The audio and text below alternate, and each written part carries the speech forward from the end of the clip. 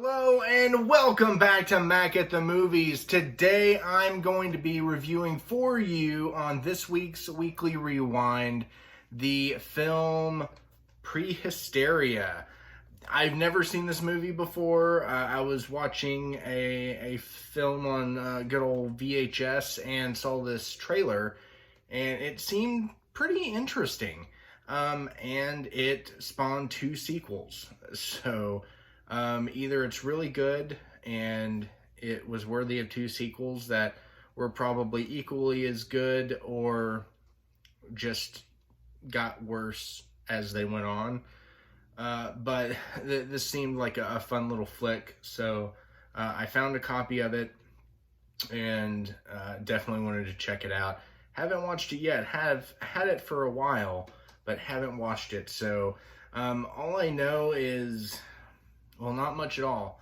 There's a kid that finds some little dinosaurs, and I guess somebody's coming back after him. That's all I know. Other than that, I guess this was the kid from Last Action Hero. I only know that because it says so on the back, but he looked familiar, and that is where he's from. So, and there is some bonus Moonbeams Video Zone behind the scenes video magazine or something like that. I guess after the movie, there's some behind the scenes footage. So I'm gonna give this a go. Let that slide out of the box there. Turn on the television and get this put in. Get things started. Let the Snow Angels sing their song until the videotape gets going. And now it's going. I got myself the late one, L8. It's a nice cold beverage, like a cross between ginger ale and mellow yellow. But the feature starting. Is it feature presentation?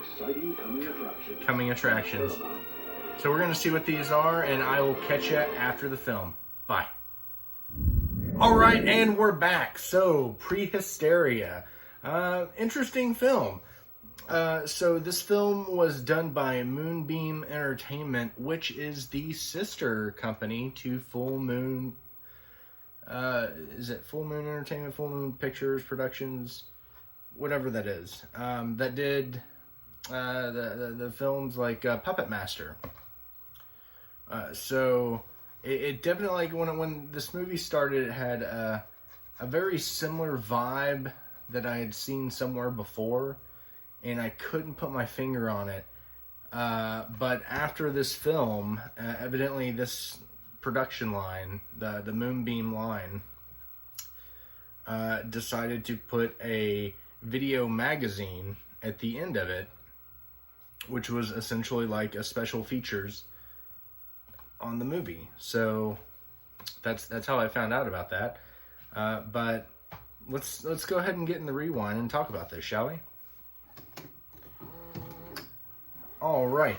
So we got Jerry here, who winds up with these little tiny dinosaurs.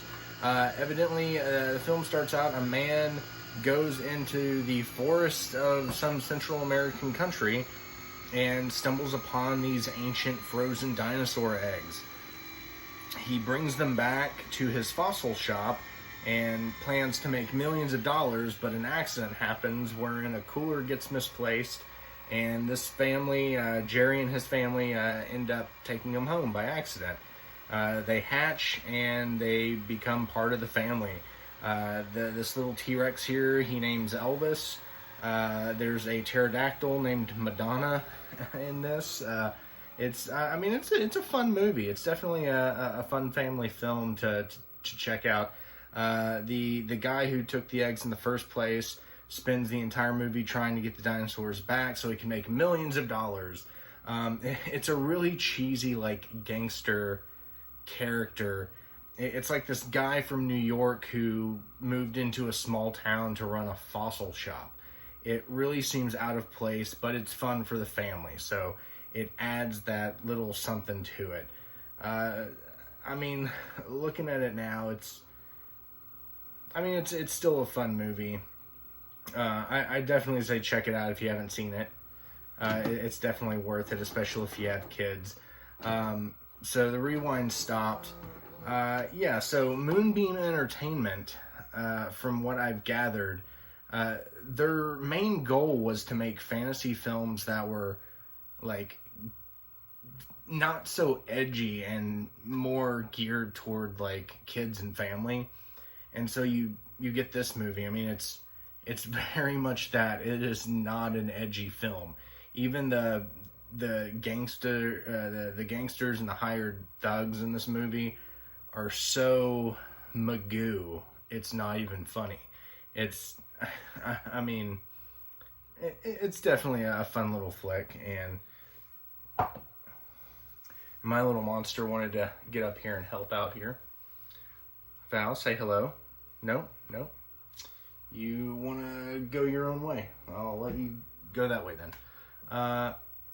But yeah, definitely check this one out if you have. I mean, I think if I would have seen this originally as a child, I would have probably enjoyed it. It would have been one that I would have thrown in every now and again and just, watched on I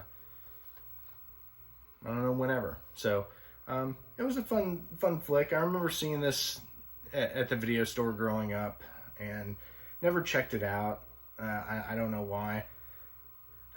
But alas, I finally got around to watching it, only 30 some odd years later.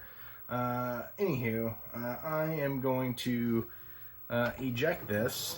And if you've seen this movie, jot down in the comments below if it's a good childhood favorite for you, if it was something that you enjoyed growing up. But as always, be good to one another, and I will see you next time. Thanks for stopping by.